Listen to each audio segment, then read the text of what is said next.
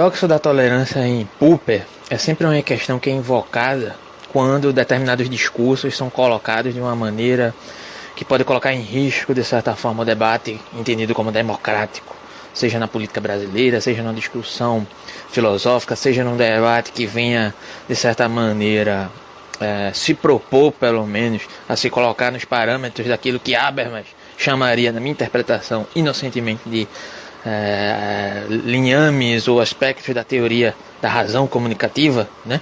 Da teoria comunicativa de Habermas, né? Colocar-se em situações de uma perspectiva que coloque em evidência a honestidade de argumentos logicamente assumidos diante desses determinados pressupostos, mas me levanta uma seguinte questão, né, acerca disso, né? Até que ponto podemos tolerar um discurso intolerante sobre quaisquer que seja o tema, né? Sobre aspectos democráticos, sobre aspectos políticos, de um modo geral, né? Tem um artigo que eu vou colocar na descrição que trata dessa questão, de que coloca essa noção de Karl Popper, né? O paradoxo da intolerância como mal interpretado, né? De certa forma, essa exposição do artigo que coloca essa má interpretação, ainda assim, na minha interpretação, ela deixa entreaberta uma questão que está ligada justamente às noções de quando aplicar esse paradoxo da intolerância. Até que momento eu posso tolerar o discurso intolerante, né? Esse artigo ele trabalha numa linha de que cita um trecho, inclusive, do livro do Popper, né? Que é um livro chamado A Sociedade Aberta e os Seus Inimigos, né? Para argumentar acerca de algumas tirinhas que circulam acerca desse paradoxo da tolerância, na verdade, do Popper, como se fosse uma possibilidade de você considerar que determinado discurso, a partir do momento que ele ameaça um suposto debate democrático baseado em pressupostos reais acerca da realidade, você pudesse até suprimir esse discurso, até se valendo de aspectos até por muitas vezes intolerantes ou usando de violência. E aqui, de certa forma, eu vou dizer o que é que eu entendo por violência, porque quando você dá o conceito de violência, parece que ele já está interpretado, já está dado, e não é bem assim que funciona. Mas assim, vou citar o trecho do Popper, né, que é citado aqui nesse artigo, que eu vou deixar na descrição, que trata dessa noção do paradoxo da tolerância, né. Primeiro eu vou fazer uma elaboração simples do que seria esse paradoxo da tolerância, interpretado nas linhas gerais, né, nas linhas das tirinhas que são colocadas aí na web, de um modo geral. É simples. Poderia eu tolerar o intolerante se um debate democrático ou um debate qualquer, pelo menos que assume determinados pressupostos de honestidade de argumentos, de logicidade causal desses mesmos argumentos em uma determinada linha de honestidade, de trabalhar essas argumentações, ele se coloca para um além, para uma questão de certa forma, digamos, ideológica ou totalitária, não no sentido de elaborado e explorado por Hannah Arendt, mas sim totalitária no sentido de se colocar como fechada em si mesma, né? E não admitir contradições a partir do debate honesto, né? Se do outro lado há um determinado discurso que se coloca por esse viés autoritário, eu tenho como tolerar esse discurso autoritário, esse discurso intolerante, de acordo com essas tirinhas e essa interpretação e essa simplificação do paradoxo da tolerância de Popper. Eu não posso tolerar o intolerante, o autoritário, que não se abre para uma discussão honesta acerca de uma linha daquilo que Habermas entenderia como razão comunicativa ou ação comunicativa, né? Eu não poderia tolerar o intolerante, porque a tendência do intolerante é acabar com a tolerância para poder eximir a tolerância, para poder se colocar a sua única visão de mundo como a única predominante e a única que pode dar conta da realidade, por mais que não corresponda com a realidade. Então eu não poderia dar espaço, e se eu der espaço, eu estou dando uma abertura para que a tolerância seja extirpada, e mesmo que para isso, para não tolerar o intolerante, eu tenha que usar da mesma intolerância que o intolerante, ou até de violência, né? Aí eu vou falar aqui, ler o trecho do Popper, que segundo esse artigo, que eu vou colocar na descrição, deixaria claro a contradição dessa interpretação simplória do Popper. Menos bem conhecido é o paradoxo da tolerância. A tolerância ilimitada levará ao desaparecimento da tolerância. Se entendemos tolerância limitada até aqueles que são intolerantes, se não estamos preparados para defender a sociedade tolerante contra o ataque dos intolerantes, então os tolerantes serão destruídos, juntamente com a tolerância. Nesta formulação, não pretendo dizer que devamos sempre suprimir a verbalização de filosofias intolerantes, conquanto que possamos contradizê-las através do discurso racional e combatê-las na opinião pública.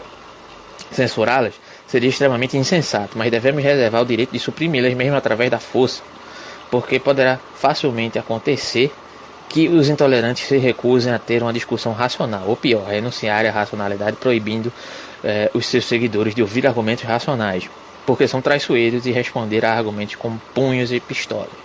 Devemos, pois, reservar o direito, em nome da tolerância, de não tolerar os intolerantes. Devemos afirmar que qualquer movimento que prega intolerância está fora da lei e considerar criminoso o incitamento à intolerância e perseguição da mesma forma que é criminoso o incitamento ao homicídio, ao rapto ou o reavivar da escravatura. Então, aqui, só continuando o artigo, ele diz assim: é compreensível que este parágrafo possa ter interpretado da forma que os cartoons ou as figurinhas o fazem, mas certamente não foi essa a intenção de Popper, e qualquer leitura atenta de toda a obra, que toda a obra o comprova, né, segundo ele diz aqui. O cerne da questão é a seguinte frase: não pretendo dizer que devemos sempre suprimir a verbalização de filosofias intolerantes, conquanto que possamos contradizê-las através de discurso racional e combatê-las através da opinião pública. Ou seja, enquanto possuirmos a liberdade política e a segurança para combater discursos que achamos abominável como argumentos que toda a gente pode ouvir, então usar a coerção vai ser errado. Aí vem o cerne do problema e o cerne da questão, né? Se pegarmos o contexto atual político, isso aconteceu inclusive numa live do Vassolé que eu estava participando lá, como um gap filosófico aqui com uma página, né? Uma senhora lá surgiu lá com um determinado discurso que está alinhado, digamos, com o momento hegemônico político do país, que é um momento extremamente negacionista, né? Aí o Vassolé disse a seguinte frase: não, veja lá, não podemos nos fechar para o diálogo com o diferente, porque aqui, senão eu ficaria aqui pregando para convertidos. Até concordo com ele nesse sentido, mas não na aplicação desse contexto. Por quê?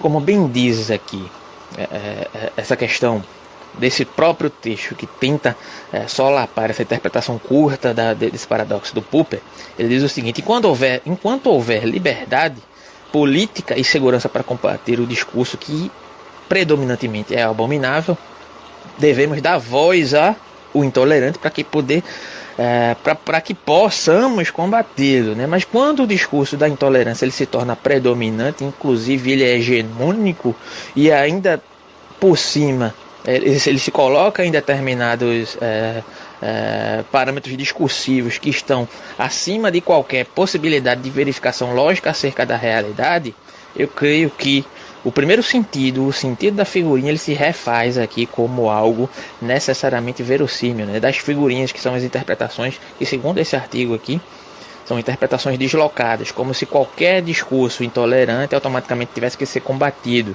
Porém, a partir do próprio pressuposto do artigo que coloca essa questão aqui, né? Enquanto houver a possibilidade de combater realmente através de argumentos lógicos, né?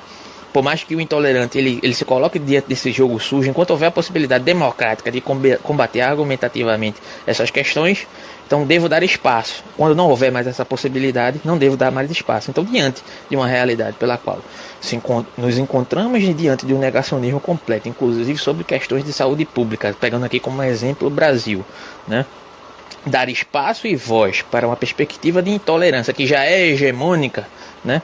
Não seria correto, mesmo que eu possa ou possivelmente deva utilizar de força para poder suprimir esse discurso, e é exatamente isso que acontece atualmente no país, para pegar esse paradoxo. Então, no sentido das figurinhas que são compartilhadas, se tiver intenção, eu coloco o link da figurinha. Se vocês tiverem intenção, eu coloco o link da figurinha, mas eu acho que muitos de vocês conhecem, né, o paradoxo da tolerância de Popper, que circula por aí nos grupos de filosofia do modo geral.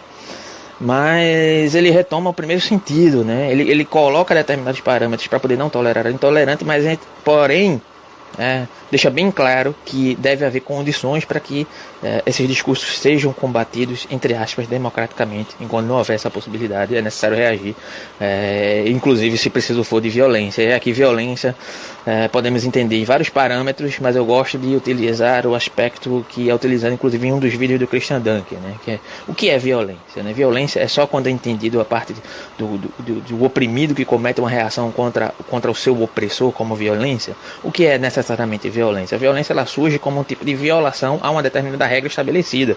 Mas será que ao estabelecer determinadas regras eu não ajo de violência, inclusive na instituição de origem dessas mesmas regras, sejam jurídicas, sociais, etc., como determinações de uma condição de divisão social muito bem definida, né?